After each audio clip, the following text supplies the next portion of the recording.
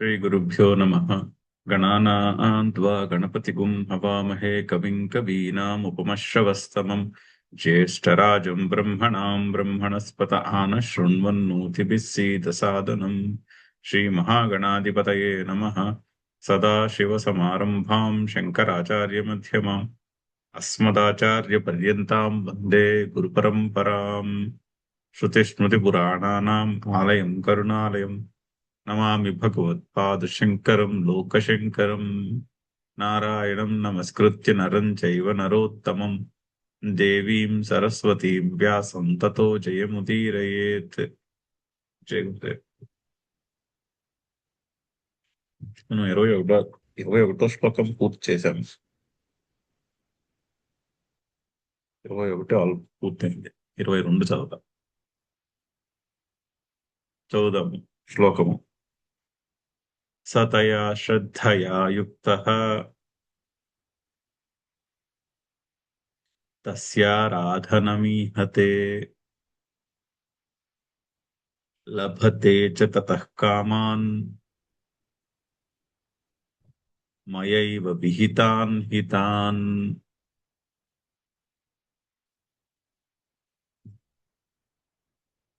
స తయా శ్రద్ధయా యుక్తః తస్యాః ఆరాధనం ఈహతే లభతే చ తతః కామాన్ మయా ఏవ విహితాన్ హి తాన్.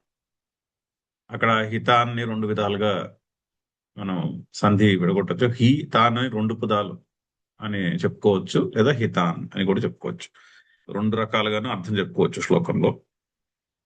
అలాగే పైన యుక్తః తస్యాః రాధనం ఈహతే, అది కరెక్ట్. దాని యొక్క పద విభజన తస్యాః రాధనం. తస్యారాధనం అంటే సవర్ణ దీర్ఘ సంధి కాదు, అక్కడ విసర్గ ఉంది, విసర్గ లోపిస్తుంది, విసర్గ లోప సంధి. తస్యాః రాధనం, తస్య ఆరాధనం కాదు. ఎందుకంటే శ్రద్ధ గురించి చెప్తున్నారు కదా. శ్రద్ధ సహ స తయా శ్రద్ధ, తయా శ్రద్ధయా అంటున్నారు కదా. శ్రద్ధ స్త్రీలింగ శబ్దం సంస్కృతంలో. ఆకారాంతము స్త్రీలింగం శ్రద్ధ. ఆ శ్రద్ధ యొక్క అని చెప్పినప్పుడు షష్ఠి ఏకవచనంలో తస్యాహ, ఆ శ్రద్ధయా తస్యాహ అని. సో తస్యాహ రాధనం. రాధనం అన్నా ఆరాధనం అన్నా ఒకటే. రాధనంకి అర్థం ఆరాధనము అని అర్థం. అయితే అవతారికి చదువుతాం ముందు శ్లోకాన్ని నుంచి కాంటెక్స్ట్. యయేవ పూర్వం ప్రవృత్తః స్వభావతః యహ యహ యాం యాం దేవతాతనుం శ్రద్ధయా అర్చితుమిచ్చతి. అయితే ఎక్కడి నుంచి వచ్చింది కాంటెక్స్ట్? 4 విధాలైనటువంటి భక్తులు, అందులో జ్ఞానీతో ఆత్మైవ మే మతం. జ్ఞానికి నాకు ఎటువంటి తేడా లేదంట. జ్ఞానియే నేనే జ్ఞానికి, నేను అందరికంటే ప్రియుడను, నాకు అందరికంటే ప్రియుడు జ్ఞాని అని చెప్పారు. ఎందుకు అంటే జ్ఞాని ఆత్మస్వరూపము తెలిసినవాడు, సర్వాత్మ భావముతో ఉన్నవాడు కాబట్టి. జ్ఞాని యొక్క శరణాగతి ఎలా ఉంటుంది? వాసుదేవ సర్వమితి అనేటటువంటి పర్స్పెక్టివ్ తో ఉంటుంది శరణాగతి. అంతయు కూడా వాసుదేవుడే, ఆ పరమాత్మయే. కానీ అర్థార్థులు, అర్థకాములు, జిజ్ఞాసులు, వాళ్ళ యొక్క శరణాగతి ఆ విధంగా ఉండదు అని చెప్పారు. అది చెప్పుకుంటూ వచ్చి అయితే మరి అందరూ ఈ జ్ఞానికి ఏ విధంగా వచ్చింది ఇటువంటి వాసుదేవ సర్వమితి అన్నటువంటి శరణాగతి, అటువంటి పర్స్పెక్టివ్? అది over a period of time వచ్చింది. బహూనాం జన్మనాం అంతే జ్ఞానవాన్ మాం ప్రపద్యతే అంటే ఎన్నో జన్మలు యొక్క సంస్కారములతో చిత్తశుద్ధి జరిగి వాసుదేవ సర్వమితి అనేటటువంటి స్టేట్కి వచ్చాడు. అయితే మరి మిగిలిన వాళ్ళందరూ ఎందుకు రావట్లేదు అలా అంటే కామైస్తైస్తై స్మృతజ్ఞాన అని కూడా చెప్పారు. ప్రపద్యంతే అన్యదేవత. సో కామముల చేత కప్పబడిపోయి ఉన్నటువంటి జ్ఞానము వాడిది. కామము చేత కప్పబడింది, అందుకని నాకు ఇది కావాలి, నాకు అది కావాలి అనేటటువంటి కోరిక, దాన్ని బట్టి ఆ వేరు వేరు దేవతల్ని ఆరాధించుట అనేటటువంటిది చేస్తారు. సో ఎవరైతే వేరు వేరు దేవతలను ఆరాధిస్తారో, యో యో యాం యాం తనుం భక్త శ్రద్ధయా అర్చితుమిచ్చతి తస్య తస్య అచలం శ్రద్ధాం తామేవ విదధామి అహం. ముందు శ్లోకం, దీని ముందు శ్లోకం. ఎవరు శ్రద్ధతో ఏ దేవతని ఆరాధిస్తారో, అంటే ఒక మనసులో కోరికలు, మనం చెప్పుకున్నాం, మనసులో కోరికల యొక్క అనేకత్వము లేదనుకోండి, బోల్డ్ రకాల కోరికలు లేకపోతే ఈ దేవతల మధ్యన ఉండేటటువంటి డిఫరెన్సెస్ ఇర్రెలవెంట్ అయిపోతాయి. ఎందుకంటే అందరూ కూడా అదే పరమాత్మ కదా, అందరూ అదే పరమాత్మ యొక్క విభూతియే అన్ని దేవతలు కూడా, ఒక విధంగా చెప్పుకోవాలంటే. సో అంతయు కూడా ఏ పరమాత్మ అయినా ఒకటే, ఏ దేవుణ్ణి పూజించినా అంతా కూడా ఆ పరమాత్మకే చెందుతుంది. అన్ని సముద్రములలో నీళ్లు ఏ విధంగా అయితే అన్ని నదులలో నీళ్లు ఏ విధంగా అయితే సముద్రానికి, ఆకాశాత్ పతితం తోయం, ఆకాశం నుంచి పడిన నీరు రకరకాల నదులలో ప్రవహించి సముద్రానికి చేరుతోంది. యథాగచ్చతి సాగరం, అలాగే సర్వదేవ నమస్కారాహ కేశవం ప్రతి గచ్చతి. ఏ దేవుడికి నమస్కారాలు పెట్టినా అవన్నీ కూడా కేశవునికే చెందుతాయి, ఆ పరమాత్మకే చెందుతాయి. అలాగా ఆ విధముగా ఏ దేవత అయినా కూడా ఫైనలీ పరమాత్మ యొక్క స్వరూపమే. కానీ మనిషికి అలా అనిపించదు, కోరికలను బట్టి దేవతలు వేరు. ఎందుకంటే కోరికలు ఉంటే అలా అనిపించదు. కోరికలు లేకుండా మనము పరమాత్మకి ఏ దేవతకి నమస్కారం పెట్టినా అప్పుడు ఆ భావము కలుగుట తేలిక. కోరికలు ఉంటే మాత్రం అది కలగదు. సో నో ప్రాబ్లం, కోరికలను పెట్టి వేరు వేరు దేవతల్ని ఆరాధించుకుంటే ఓకే, ఫైన్, అలా చేస్తే అలాగే ఉంటుంది. అటువంటి ఆ ఫలమునే నేను అందజేస్తాను. తస్య తస్య అచలాం శ్రద్ధాం, అటువంటి శ్రద్ధనే పెంచుతాను, అటువంటి శ్రద్ధనే స్థిరముగా అయ్యేటట్టు చేస్తాను. అక్కడ దాకా చూశాను. దానికి కంటిన్యూషన్, యయా ఏవ పూర్వం ప్రవృత్త స్వభావత. అయితే అది ఎక్కడి నుంచి వచ్చింది అంటే, అది కూడా ఫలానా కోరిక, ఫలానా దేవతని నేను ఆరాధించాలి అనేటటువంటిది కూడా పూర్వజన్మ సంస్కారానికి చెందినటువంటిది. అంటే మన మనసులో ఆల్రెడీ ఉన్న సంస్కారాలని బట్టి కోరిక ఉంటుంది. మన మనసులో ఇప్పుడు రాత్రి పడుకునే ముందు దేని గురించి అయితే బాగా ఆలోచిస్తూ పడుకుంటాము, పొద్దున్న లేస్తూనే కూడా అదే ఆలోచన స్టార్ట్ అవుతుంది. 10 out of 10 times. అందులో ఎటువంటి అంటే కన్ఫ్యూజన్ ఉండక్కర్లేదు. మీరు ప్రయత్నించి చూడండి. రాత్రి పడుకునే ముందు ఆఖరి క్షణాల్లో ఉండే ఆలోచనలు ఏమిటో గుర్తుపెట్టుకోవాలనుకుంటూ పడుకుంటే పొద్దున్న లేచిన వెంటనే అవే ఆలోచనలు స్టార్ట్ అవుతాయి. సినిమా ఎక్కడ వదిలేసామో రాత్రి, పొద్దున్న అక్కడే స్టార్ట్ అవుతుంది జగత్తు. అదే విధముగా ఒక జన్మ అయిపోయిన తర్వాత ఆ జన్మ చివరిలో ఏ సంస్కారాలు అయితే బాగా గుర్తున్నాయో, నెక్స్ట్ జన్మ స్టార్టింగ్ లో ఆ సంస్కారాలతోనే స్టార్ట్ అవుతుంది జీవితం. ఎగ్జాక్ట్లీ లైక్ రాత్రి పడుకుని పొద్దున్న లేచినట్టే.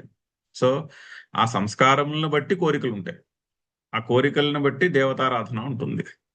సో యయా ఏవ పూర్వం ప్రవృత్త స్వభావత యహ యహ యాం యాం దేవతాతనం శ్రద్ధయా అర్చితుం ఇచ్చతి. ఎవరైతే ఏ దేవతలను ఆరాధిస్తారో, దేవతాతనం ఆయా దేవత యొక్క రూపములను ఆరాధిస్తారో వారికి ఏమవుతుంది? తయా శ్రద్ధయా యుక్త, తయా శ్రద్ధయా, ఆ శ్రద్ధ చేత యుక్త, సమాహితులై, ఎవరెవరైతే శ్రద్ధ చేత ఆ దేవత పైన శ్రద్ధ చేత ఆ దేవతా రూపమును ఆరాధిస్తారో, తస్యాహ రాధనమీహతే, ఆ దేవతల యొక్క ఆరాధనము ఈహతే చేస్తూ ఉంటారో ఏమవుతుంది? లభతేచ తతః కామాన్, వారికి ఆయా కోరికలు తీరుతాయి. ఇప్పుడు ఒక దేవతని ఒక కోరిక తీరాలని ఆరాధన మొదలు పెడితే తీరుతుంది. ఎప్పుడు తీరుతుంది అన్నది అది కర్మఫలము యొక్క, కర్మకి కర్మఫలానికి ఉండేటటువంటి సంబంధం. అది గుహ్యము, అదంత తేలిగ్గా అర్థమయ్యేది కాదు. కానీ తీరడం అయితే తీరుతుంది. ఇప్పుడు కాకపోతే వచ్చే జన్మలో తీరుతుంది, కాకపోతే ఆ పై జన్మలో తీరుతుంది. ఈశ్వరునికి ఏమీ కంగారు లేదు. ఆ, ఈ మనిషి ఇప్పుడు ఇది కోరుతున్నాడు, ఇది వెంటనే మనం ఈ కోరిక తీర్చేసేయాలి అని ఆయనకేం కంగారు లేదు. అదొక సిస్టమ్ ఉంది, ఒక కర్మఫలము అనే సిస్టమ్ ఉంది. ఆ కర్మ ఎప్పుడు పరిపక్వము చెందితే ఆ కర్మఫలము అప్పుడు రావడం అయితే గ్యారంటీగా వస్తుంది. మయా ఏవ విహితాన్, నా చేతనే విధింపబడుతున్నాయి. ఎవరెవరైతే శ్రద్ధతో ఎటువంటి కోరికలను ఆధారముగా చేసుకుని ఏ ఏ దేవతలనైతే శ్రద్ధతో ఆరాధిస్తున్నారో వారి వారికి ఆయా దేవతారాధన యొక్క ఫలములు అంటే ఆయా కోరికలు తీరేటట్టుగా నేనే అనుగ్రహిస్తాను. మయా ఏవ విహితాన్, నా చేతనే ఆ అందజేయబడుతున్నాయి, నా చేతనే ఇవ్వబడుతున్నాయి. హీ తాన్, ఎందుకంటే ఆ హీ తాన్, హీ తాన్ అని హితాన్ అని రెండు విధాలుగా చెప్పొచ్చు. ఆ హితాన్, హీ తాన్ అని చెప్తే ఆ ఎందుకంటే ఆ కర్మలన్నీ కూడా నా చేతనే విధింపబడినాయి అని, నా చేతనే నిర్మింపబడుతున్నాయి. అంతే కదా. కర్మ కర్మ ఫలము రెండు కూడా పరమాత్మ నుండే ఆ పరమాత్మ చేతనే నిర్మింపబడుతున్నాయి అని అర్థం. సో నా చేత నిర్మింపబడినటువంటి కర్మల్లో చాయిస్ బోల్డ్ అన్ని కర్మలు ఉన్నాయి ఈ సృష్టిలో, అవన్నీ కూడా ఆ పరమాత్మ యొక్క స్వరూపమే, అన్ని ఆ పరమాత్మ నుండి పుట్టినవే. అంటే ఎందుకు అలా అనుకోవాలి అంటే ఇదంతా కూడా ఈ జగత్తులో కనిపించేదంతా కూడా మూడు గుణములకు చెందినది, ఆ మూడు గుణములు నాకు చెందినవి అని చెప్తున్నారు కదా. నేను చెప్పాను, నా శక్తి అయిన మాయాశక్తికి చెందినవి అని ఆల్రెడీ ఇదివరకు చెప్పి ఉన్నారు. సో ఇక్కడ కనిపించే ప్రతి వస్తువు, ఆ వస్తువు మీద పుట్టే కోరిక, ఇవన్నీ కూడా సత్వ రజస్తమో గుణములతో కూడుకుని ఉన్నవి. అండ్ సత్వ రజస్తమో గుణములు మాయాశక్తికి చెందినవి. మాయాశక్తి యొక్క స్వరూపము సత్వము, రజస్సు, తమస్సు. అంటే మాయాశక్తి ఎవరికి చెందినది అంటే ఈశ్వరునికి చెందినది. సో ఈశ్వరునికి చెందినటువంటి కర్మలు వాటి కర్మఫలము అని అర్థం.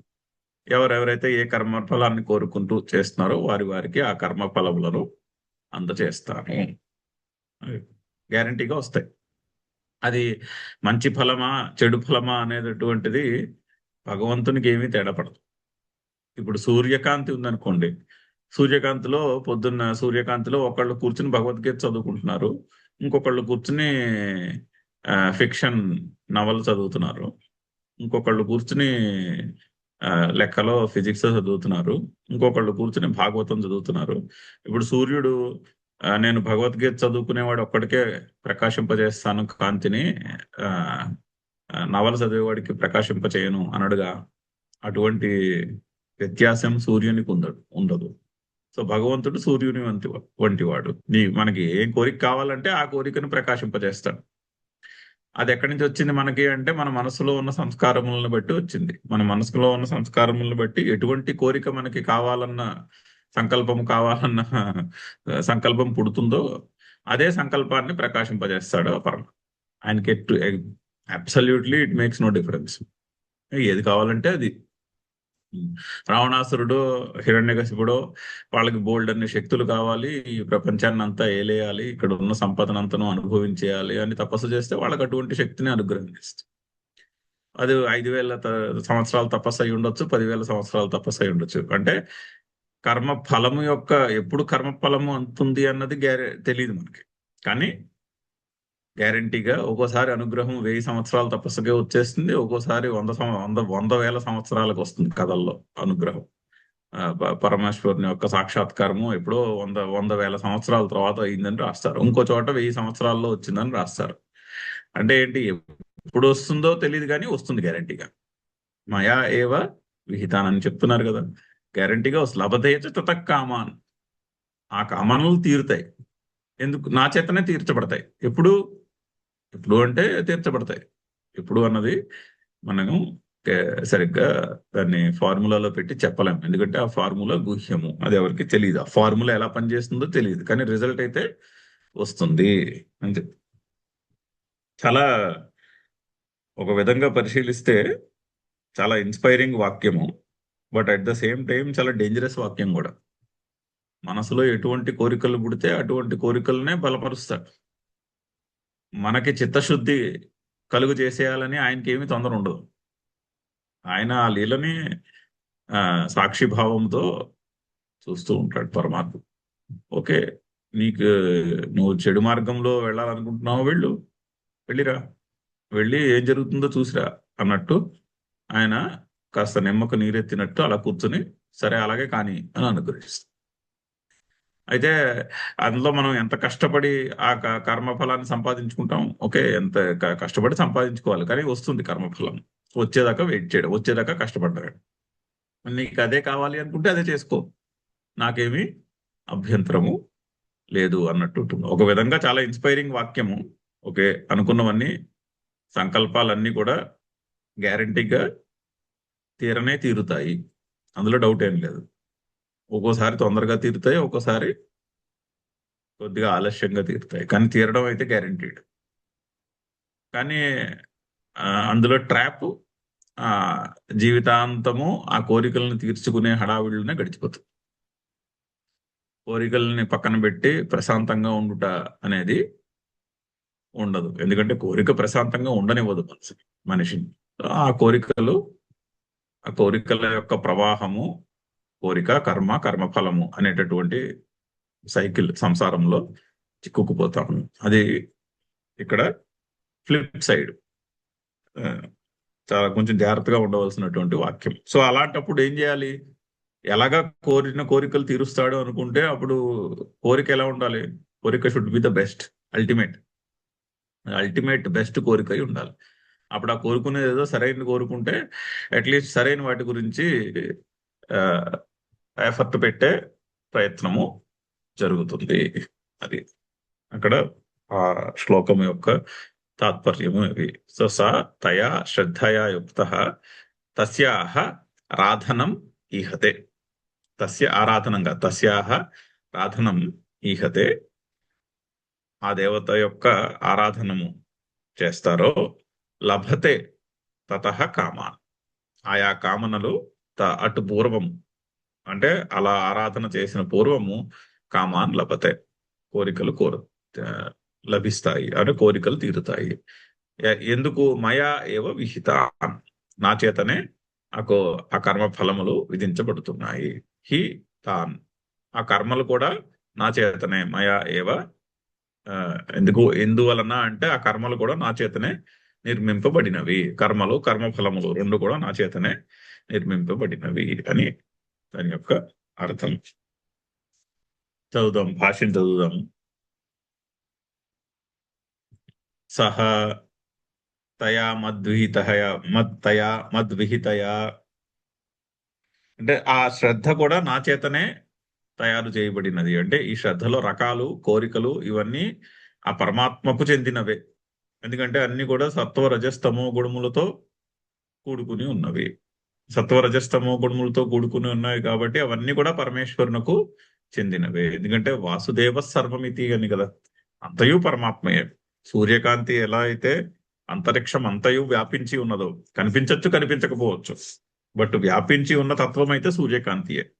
ఒక విధంగా చెప్పాలంటే మొత్తము అంతరిక్షం అంతయు కూడా సూర్యకాంతిలోనే ఉన్నది. అంతయు కూడా, నో నో ఎక్సెప్షన్. సూర్యకాంతి లేనటువంటి కార్నర్ మీకు అంతరిక్షంలో కనిపించదు, స్పేస్ లో ఎక్కడ కూడా.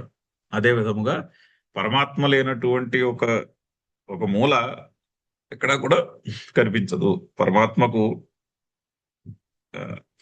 లిమిట్ లేదు. పురుష సూక్తంలో ఫస్ట్ లైన్ లోనే చెప్తారు, ఈ భూమిని అంతటూ కూడా వ్యాపించి ఉన్నది. వ్యాపించి ఉంది అంటే భూమి కాదు, కనిపించేది, కనిపించినది, వ్యక్తమైనటువంటిది, అవ్యక్తమైనటువంటి ఈ సృష్టిని అంతరియు కూడా ఆ పురుషుడు వ్యాపించి ఉన్నాడు, ఆవరించి ఉన్నాడు. పైగా ఆవరించి దానికంటే అత్యతిష్ట దశాంగుళం, దానికంటే 10 అంగుళాలు ఎక్కువే ఉన్నాడు. అంటే పోయిటిక్ గా చెప్పడం, ఆ అవ్యక్తము వ్యక్తము అయినటువంటి సృష్టి కంటే వ్యాపకము పరమాత్మది ఎక్కువ అని పోయిటిక్ గా చెప్పడం. అంటే పరమాత్మ లేనటువంటిది ఇక్కడేమీ ఉండదు, ఆ పురుషుడు లేనటువంటిది ఇక్కడేమీ లేదు అని అని పోయిటిక్ ఎక్స్ప్రెషన్. సో సో ఆ శ్రద్ధ మద్విహితయ, ఏదైనా కూడా ఎటువంటి శ్రద్ధ అయినా అది పరమాత్మ చేత నిర్మింపబడినదే. శ్రద్ధయా యుక్త సన్, ఏ ఏ కోరికలను బట్టి ఆయా దేవతల ఎడల శ్రద్ధ, ఆ ఆ శ్రద్ధతో కూడుకున్న వారై తస్యాహ దేవతా తన్వాహ, అంటే ఆ దేవతా రూపము యొక్క, ఇప్పుడు ఓ కోరిక, ఆ కోరికకు సంబంధించినటువంటి దేవత ఆ దేవతా రూపమును అనుగ్రహించుట. ఇప్పుడు మనకి ఈ స్తోత్రాలన్నిట్లోనూ కూడా ఫలస్తుతి ఉంటుంది. ఆ ఫలస్తుతిని బట్టి ఆ దేవత యొక్క సిగ్నిఫికెన్స్ ఉంటుంది. కోరికలతో కర్మలు చేసే వాళ్ళ మనసులో దేవత, ఆ ఒక దేవతకు సిగ్నిఫికెన్స్ ఆ స్తోత్రంలో వెనకాల ఉండే ఫలస్తుతిని బట్టి ఉంటుంది. ఈ దేవత అయితే ఆ, ఇటువంటి కోరికలను అనుగ్రహిస్తుంది అని. సో తస్యాహ దేవతా తన్వాహ, ఆ దేవతా రూపము యొక్క ఆరాధనం, రాధనం అంటే ఆరాధనము, ఈహతే చేష్టతే చేస్తారో. సో ఎవరెవరైతే ఏ ఏ దేవతల యొక్క ఆరాధనము చేస్తారో, లభతే, లభతే అంటే లభించును. ఏమిటి? తతః తస్యాహ ఆరాధితాయాహ దేవతా తన్వాహ. సో తస్యాహ అన్నది ఇక్కడ కూడా అన్వయం చేసుకోవచ్చు ఆ పదాన్ని. తస్యాహ అంటే ఆ దేవతా రూపము యొక్క, అంటే ఆ దేవతా రూపమునకు సంబంధించినటువంటి కామాన్, ఈప్సితాన్, కోరికలు, ఆ కోరికలు, ఆ కర్మఫలములు వారికి లభించును. ఎందుకు? మయైవ పరమేశ్వరేణ సర్వజ్ఞేన కర్మఫల విభాగజ్ఞతయా,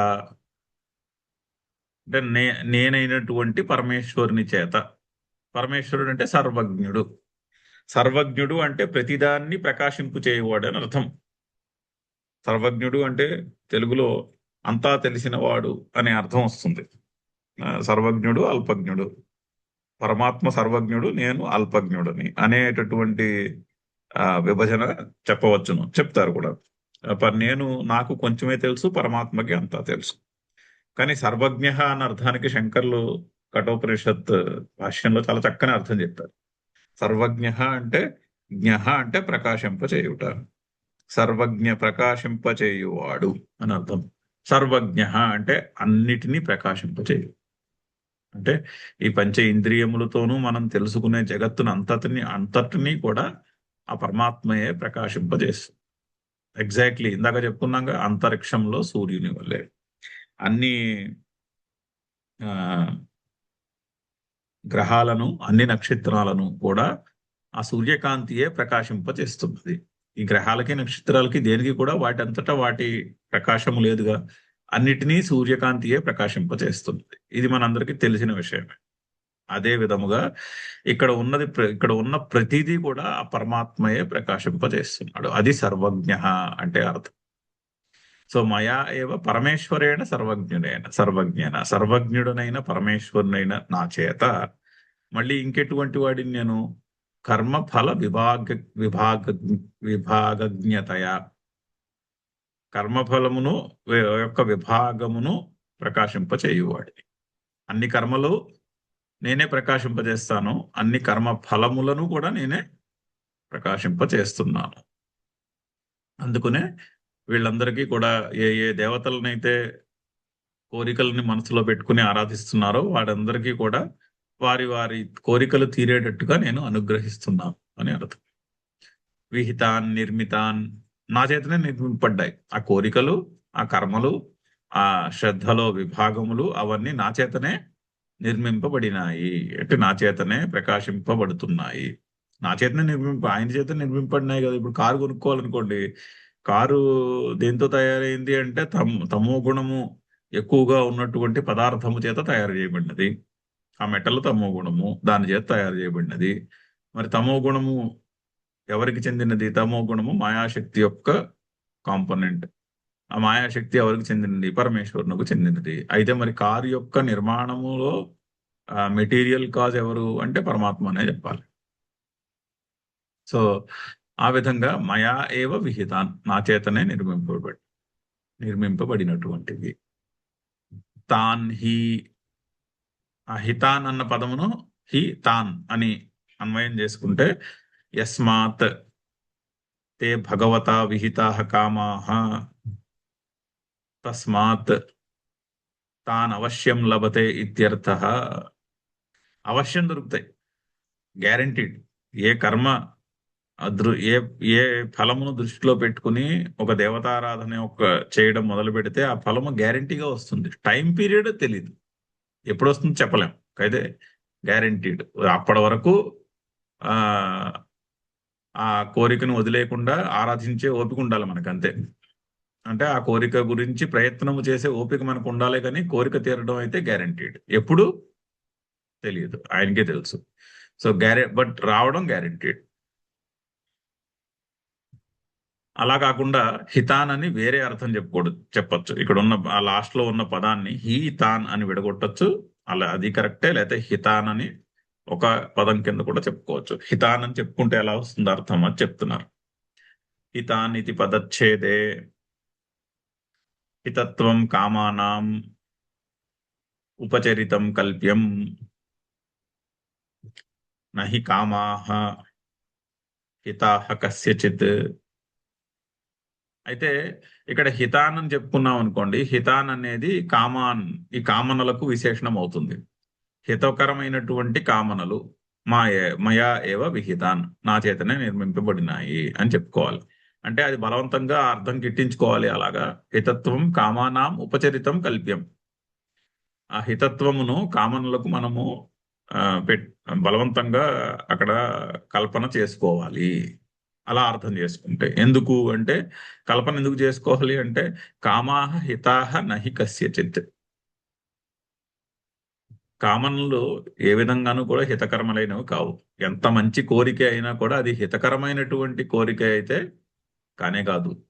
అందులో హితమేమీ ఉండదు కోరికలో. ఎందుకంటే ఆ కోరిక తీర్చుకుందుకు బోళ్ళంత శ్రమ పడాలి. ఆ శ్రమ పడిన తర్వాత ఆ కోరిక తీరుతుంది. ఆ కోరిక తీరిపోయిన తర్వాత ఆ కోరిక తీరిపోయి ఆ ఫలము పోయిందన్న ఖర్చు అయిపోయిందన్న దుఃఖం పుడుతుంది. ఫైనలీ మిగిలేది దుఃఖమే. అది ఎంత హితకరమైనటువంటి కోరికగా అనిపించినా అది హితకరమైనది కాదు. అది చెప్తున్నారు. కామాహ హితాహ నా కస్యచిత్. ఎప్పుడు కూడా కొద్దిపాటి కోరిక కూడా అసలు మంచి కోరిక అనేదండి ఏమి ఉండదు. ఇక్కడ ఇక్కడ ఆ కోరిక ఎలాగో హితకరమైనది కాదు. కోరిక ఎప్పుడు కూడా అహితకరమే, దుఃఖకరమే. ఎందుకంటే ఫైనల్లీ దుఃఖం మిగులుతుంది. అంతా కష్టపడి ఫైనల్లీ మిగిలేది ఆ కర్మఫలాన్ని అనుభవించేసాక, అయ్యో ఆ కర్మఫలం యొక్క అనుభవం వెళ్ళిపోయినదే అన్న దుఃఖమే మిగులుతుంది. అందుకని అది హితకరమైనది కాదు. ఆ హితాన్ కామాన్ అంటే అప్పుడు బలవంతంగా కిట్టించుకోవాలంటున్నారు. హితకరమైనటువంటి కామన్లను నేనే తీరుస్తున్నాను అని అలా అర్థం చెప్పుకోవాలి. అలా కూడా చెప్పుకోవచ్చు కానీ అది అంత దాన్ని ఏమంటారు, న్యాచురల్ గా ఫిట్ అవ్వదు. కానీ అలా కూడా మనము దాన్ని కొంచెం అడ్జస్ట్ చేసుకుని అర్థము చెప్పుకోవచ్చు. అలా చెప్పుడు కూడా ఓకే అని చెప్తున్నారు. అది ఆ ఆ శ్లోకం యొక్క భావం. మంచి శ్లోకము, ఒక విధంగా ఇన్స్పైరింగ్ శ్లోకము, ఒక విధంగా ట్రాప్. మనకి చిత్తశుద్ధి, అంతఃకరణ శుద్ధి మనకి కలిగిపోవాలని ఆయనకి ఏమీ తొందరపాటు ఉండదు. ఆ పరమాత్మకి ఇట్ డజంట్ మ్యాటర్. మనకే తేడా పడుతుంది. స్ట్రెస్ లేకుండా సైకలాజికలీ ఫ్రీ, ఒక రకమైనటువంటి మానసిక ఉత్సాహము, స్వేచ్ఛతో బ్రతకాలి అని మనకే అనిపించాలి. పరమాత్మకి ఏం అనిపించదు.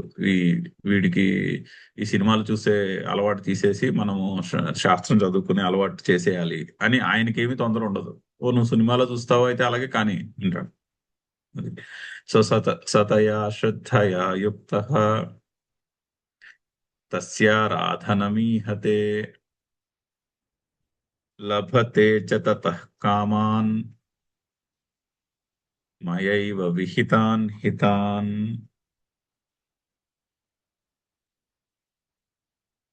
నెక్స్ట్ శ్లోకం. అంతవత్తు ఫలం తేషాం తద్భవత్యల్పమేధసాం దేవాన్ దేవయజో యాంతి మద్భక్తా యాంతి మామపి. అవతారిక. యస్మాత్ అంతవత్ సాధన వ్యాపారాః అవివేకినః కామినశ్చ తే అతః. అయితే ఆ అంతవత్ సాధన వ్యాపారాః, ఈ కామనలు ఏవేవైతే ఉన్నాయో కోరికలు, కోరికలు అంతములు కలిగినవి. అంతవత్ సాధన వ్యాపారాః. సో అవి ఆ ఏ కోరికైనా కూడా పెర్మనెంట్ కోరిక అంటూ ఏమీ ఉండదు కదా. కోరికలు ఎప్పుడు కూడా లిమిటెడ్ గానే ఉంటాయి. అది లిమిటెడ్, ఆ లిమిట్ చిన్నదై ఉండొచ్చు, పెద్దదై ఉండొచ్చు, అంతేనే కానీ అన్లిమిటెడ్ ఉండదు. ఇప్పుడు స్వర్గానికి వెళ్ళాలన్న కోరిక ఉంటే జ్యోతిష్ఠోమ యోగం చేసి ఎన్నో కర్మలు చేసి బోల్డంత పుణ్యం సంపాదించిన స్వర్గంలో ప్లేస్ లిమిటెడ్ టైంకే ఉంటుంది. ఒక్కోసారి పుణ్యం చాలా ఎక్కువ ఉంటే ఆ, కల్పాంతము వరకు స్వర్గంలో ఉండే అవకాశం ఉండొచ్చు. కానీ కల్పాంతములో ఆ, మళ్ళీ సృష్టి అంతయు విలీనమైపోయి మళ్ళీ మొదలైనప్పుడు మళ్ళీ ఇక్కడ భూమి మీద వచ్చి పుట్టవలసిందే. సో కోరిక ఎప్పుడు కూడా అంతము కలిగినదే. అంతవత్ సాధన వ్యాపారాః. అయితే మరి ఎందుకు చేస్తున్నారు? అవివేకినః కామినః. అవివేకినః కామినః. ఆ కోరికలను బట్టి కర్మలు చేయవాడు వాళ్ళు అవివేకులు, అంటే ఆత్మానాత్మ వివేకము తెలియని వారు. ఆత్మానాత్మ వివేకం అర్థమైతే కోరికల వెనకాల పరిగెట్టడం మానేస్తారు, ఆటోమేటిక్గా మానేస్తారు. కొద్దిపాటి ఆత్మ అనాత్మ వివేకము, ఇది పెర్మనెంట్, ఇది పర్మనెంట్ కాదు అన్న కొద్దిపాటి వివేకము మనసులో ఉదయించినా కూడా చాలా కోరికలను తీసి పక్కన పెట్టేస్తాం, ఆటోమేటిక్గా తీసి పక్కన పెట్టడం అన్నది జరుగుతుంది. కొన్ని బలమైన సంస్కారాలు ఉంటాయి, అవి పోవు, అవి వాటికి టైం పడుతుంది. కాకపోతే over a period of time గ్యారంటీగా కోరికలు తగ్గడం అనేది ఆ, జరుగుతుంది. అది మన అనుభవంలో కూడా వస్తుంది. కొద్దిపాటి ఆ, వివేకం ఉన్నా కూడా మనందరి జీవితంలో కూడా ఈ అనుభవం ఉండే ఉంటుంది.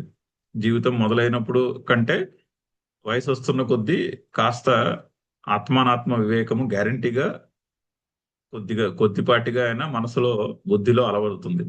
అది అలవడినప్పుడు కొద్దిగా స్థిరపడుతుంది. స్థిరపడినప్పుడు ఆటోమేటిక్ గా ఆ కోరికలు యొక్క ఉబలాటం తగ్గుతుంది కోరికల ఎడల. సో అది మనందరము ఎక్స్పీరియన్స్ చేసే ఉంటాం. సో కానీ ఆ వివేకము ఇంకా స్థిరపడలేదు, అందుకనే మరి అంతములు కలిగినటువంటి ఆ కోరికల వెనకాల పడుతున్నారు. యస్మాత్, ఏ కారణం చేతైతే అంతవత్ సాధన వ్యాపార అవివేకినః కామినః తే. అవివేకులయ్యి ఈ అంతవంతములైనటువంటి కోరికల వెనకాల ప్రాకులాడుతున్నారు. అతః దేర్ఫోర్, ఏ కారణము చేతైతే కోరికలని అంతములు కలిగినవో, దేర్ఫోర్ అంతవత్ తు ఫలం తేషాం తత్ భవతి అల్పమేధసాం దేవాన్ దేవయజః యాంతి మత్ భక్తాః యాంతి మాం అపి. అయితే అవివేకముతోటి ఎవరైతే అంతవంతములైనటువంటి ఫలములను కోరుకుంటారో వారికి అటువంటి ఫలములు లభిస్తాయి. అంతవత్తు తేషాం అంతవత్తు ఫలం తద్భవతి, అది లభిస్తుంది ఎవరికి? అల్పమేధసాం, అల్పమైనటువంటి మేధస్సు కలిగిన వారు, అంటే అవివేకము, ఆత్మానాత్మ వివేకము స్థిరపడినటువంటి వారు అని అర్థం. అల్పమైన మేధస్సు కొంచెమే ఉంది, చిన్న మేధస్సు ఉంది అంటే ఆ వివేకము తక్కువ ఉన్నది. తక్కువ పాళ్ళు ఉన్న వాళ్ళకి అటువంటి ఫలాలు లభిస్తాయి గ్యారంటీగా. కానీ ఆ ఫలములకి అంతములు ఉంటాయి. వివేకము లేక అల్పమైనటువంటి తెలివితేటల చేత వాళ్ళు అనిశ్చితమైనటువంటి ఫలములను నిశ్చయముగా కోరుకుంటారు. అనిశ్చితం అంటే అనిత్యమైనటువంటి ఫలములను కోరుకుంటున్నారు. దేవయజ దేవాన్యాంతి. ఆ దేవతలను ఆరాధించే వాళ్ళకి ఆయా దేవతలను పొందుతారు. అంటే ఆ దేవతల యొక్క అనుగ్రహము పొందుతారు. మద్భక్తాః మామపి యాంతి. నా భక్తులైతే నన్నే పొందుతారు. సో మనము కోరుకునే సంకల్పాన్ని బట్టి ఉంటుంది. మన సంకల్పాన్ని బట్టి ఉంటుంది. మన సంకల్పము చిత్తశుద్ధి అని అని బుద్ధి నిశ్చయము కలిగితే, నా సంకల్పము ఏమిటి అంటే మమ ఉపాత్త దురిత క్షయ ద్వారా పరమేశ్వర ప్రీత్యర్థం అలా ఉందనుకోండి సంకల్పం. నేను కూడబెట్టుకున్నటువంటి సంస్కారముల యొక్క దురితము అండ్ దురిత క్షయము అంటే సంస్కారముల యొక్క దురితము అంటే కష్టాన్ని తెచ్చేది ఏమిటి? సంస్కారమే. మనలో ఉన్న సంస్కారమే ఆ కష్టాన్ని తీసుకొస్తుంది. ఆ కోరిక కర్మఫలము చివరిలో ఉండే దుఃఖమునకు కారణము సంస్కారం. సో మన మనస్సులో ఉన్న నా మనస్సులో ఉన్న సంస్కారములు క్షీణించుటచే పరమేశ్వరునకు ప్రీతి. అలా అలా ఉందనుకోండి మన సంకల్పము, మన ప్రయాణము ఆ దిశలో ఉంటుంది. సంకల్పం అలా లేదనుకోండి, సంకల్పంలో మిగిలిన కోరికలన్నీ చెప్తారు లిస్ట్. ఆయు ఐశ్వర్యము, ఆరోగ్యము, అఖండ ఐశ్వర్యము అని ఇలా చాలా చెప్తాం. అవన్నీ దృష్టి వాటి మీద ఉందనుకోండి, అవి సాధించుకునే మార్గంలో మన ప్రయాణము ఉంటుంది. దృష్టి దేని మీద ఉన్నది అన్నది ప్రయాణం ఎటు జరుగుతుంది అన్నది డిసైడ్ చేస్తుంది అని చెప్తున్నారు. సో అందుకని అంతవత్తు ఫలం తేషాం ఫలం అంతవత్తు. ఆయు ఐశ్వర్యము, అఖండ ఐశ్వర్య అభివృద్ధి ఇటువంటి సంకల్పము ఉంటే అటువంటి ఫలము సిద్ధిస్తుంది, కానీ అది అంతములు కలిగినట్టు. చిత్తశుద్ధి ఆన్ ది అదర్ హ్యాండ్ మమ ఉపాత దురిత క్షయ ద్వారా అది పర్మనెంట్. ఒకసారి సంస్కారములు క్షీణించుట అన్నది జరిగితే మళ్ళీ మనం కోరికలు రెండో కేటగిరీలోంచి కోరికలు తెచ్చి పెట్టుకోవాలి సంస్కారాలు. లేకపోతే కొత్త కోరికలు ఏమి పెట్టుకోకపోతే అది క్లీన్ గా ఉంటుంది. క్లీన్ అయితే కోరికలు రావు కూడా, అది ఒకదానికొకటి తోడ్పడతాయి. అంతఃకరణము క్లీన్ గా ఉంటే కొత్త కోరికల యొక్క ప్రవాహము తగ్గిపోతుంది. అది శ్లోకం యొక్క భావం. ముందు శ్లోకంతో కలిపి చదువుకోవాలి. అందుకనే ముందు శ్లోకము కొంచెం ఇన్స్పైరింగ్ గా కనిపించినా కూడా చాలా ఒక రకమైనటువంటి ట్రాప్. సో కోరికల యొక్క ట్రాప్ లో చిక్కుకుపోతామా, లేదా అంతఃకరణము యొక్క శుద్ధి అయ్యే మార్గములో కర్మయోగము, ధ్యానం యోగము యొక్క అభ్యాసము అనే ప్రయాణములో మనము ఆ ప్రయాణము ఆ విధముగా నడిపిస్తామా అన్నది మనసులో కోరికల్ని బట్టి ఉంటుంది. సో కోరికల్ని కొంచెం జాగ్రత్తగా పరిశీలించుకోవాలి. మనసులో కోరికలు వచ్చినప్పుడు ఓ నిమిషం ఆగి, ఇది మనకి అవసరమా, ఇది మనల్ని చిత్తశుద్ధి వైపు ఏదో కర్మ చేయాలని కోరిక పుడుతుంది మనసులో. బోలెడన్ని కర్మలు చేస్తూ ఉంటారు ఈ సొసైటీలో. రిలీజియస్ కర్మలు అయితే చాలా ఎన్నో వెరైటీలు చేస్తూ ఉంటారు. ఏదైనా ఒక కర్మ చేయాలని మనసులో సంకల్పం కలిగినప్పుడు ఒక క్షణం ఆలోచించుకోవాలి, ఇప్పుడు ఈ కర్మ మనకు అవసరమా? ఈ కర్మలో ఉండే ఫలము ఏదైతే ఉందో అది బోలెడంత పుణ్యమే అయి ఉండొచ్చు, బోలెడంటే సంపద అయి ఉండొచ్చు. ఇప్పుడు అది ఆ పుణ్యము ఆ సంపద మనకు అవసరమా? ఇది మనల్ని చిత్తశుద్ధి వైపు నడిపిస్తున్నదా అనేది పరిశీలించుకోవాలి. అంతఃకరణం యొక్క శుద్ధి వైపు నడిపించే కర్మ అనుకోండి, ఓకే, గ్యారంటీ, ఓకే, దాన్ని అలౌ చేయొచ్చు, కానీ ఆ పని చేద్దాం. అది అంతఃకరణము యొక్క శుద్ధి వైపు నడిపించట్లేదు అనుకోండి, మరి ఆబ్జెక్టివ్ గా ఎవాల్యుయేట్ చేసుకోవాలి. మొహమాటం లేకుండా ఆబ్జెక్టివ్ గా ఎవాల్యుయేట్ చేసుకుని ఇది చాలా మంచి కర్మయే, కానీ ఇందులో అంతఃకరణము యొక్క శుద్ధి అనేది ఏమి నాకేం కనిపించట్లే. సో అందుకని నేను ఇటువంటి కర్మలు చేయడం మానేస్తాను. ఇది ఇప్పుడు చేయడం అవసరము లేదు. అది ఎంత పాపులర్ కర్మైనా అవ్వచ్చు, ఎంత పెద్ద పుణ్యాన్ని తెచ్చిపెట్టే కర్మైనా అవ్వచ్చు, ఇది మాత్రము అంతఃకరణాన్ని శుద్ధి చేయట్లేదు. సో నేను దీన్ని పక్కన పెట్టేస్తాను. ఈ వయసులో మనం పెట్టేసేయచ్చు అలా పక్కన, ఏమీ లేదు. ఇప్పటిదాకా చేస్తూనే ఉన్నాం కదా. సో ప్రతి కోరికని పరిశీలించి ఇది మన అంతఃకరణం యొక్క శుద్ధి వైపు మనల్ని నడిపిస్తున్నదా లేదా అన్నది పెట్టుకుని చేసుకోవాలి. చేసుకుంటే అక్కడ ఆయన గ్యారంటీ ఏమి ఇస్తున్నాడు? ఎవరు ఏ శ్రద్ధతో ఏ దేవత స్వరూపమును ఆరాధిస్తారో వారికి ఆ దేవతా స్వరూపము యొక్క అనుగ్రహము లభించేట్టుగా నేను అనుగ్రహిస్తున్నాను అని ఆయన హామీ ఇచ్చేసాడు ఆల్రెడీ. సో చాయిస్, గురుదేవ్ అంటారు కదా, choice is yours, blessing is mine. అది డబుల్ ఎడ్జెడ్ స్వార్డ్. అది చాలా ఇన్స్పైరింగ్ గా అనిపిస్తుంది. ఆహా, ఇంకేముంది, అడిగినవన్నీ ఈయన ఓకే చెప్పేస్తున్నాడు అనిపిస్తుంది. అది కానీ కాకపోతే అది డబుల్ ఎడ్జెడ్ స్వార్డ్ వంటిది. కొంచెం జాగ్రత్తగా, మరి అంత బ్లెస్సింగ్ ఇచ్చినప్పుడు దాన్ని జాగ్రత్తగా వాడుకోవాలి. అనవసరమైన వాటి మీద దాన్ని ఖర్చు పెట్టేసుకోకూడదు. అది భావం. చదువుదాం శ్లోకము. అంతవత్తు ఫలం తేషాం తద్భవత్యల్పమేధసాం దేవాన్ దేవయజో యాంతి మద్భక్తా యాంతి మామపి.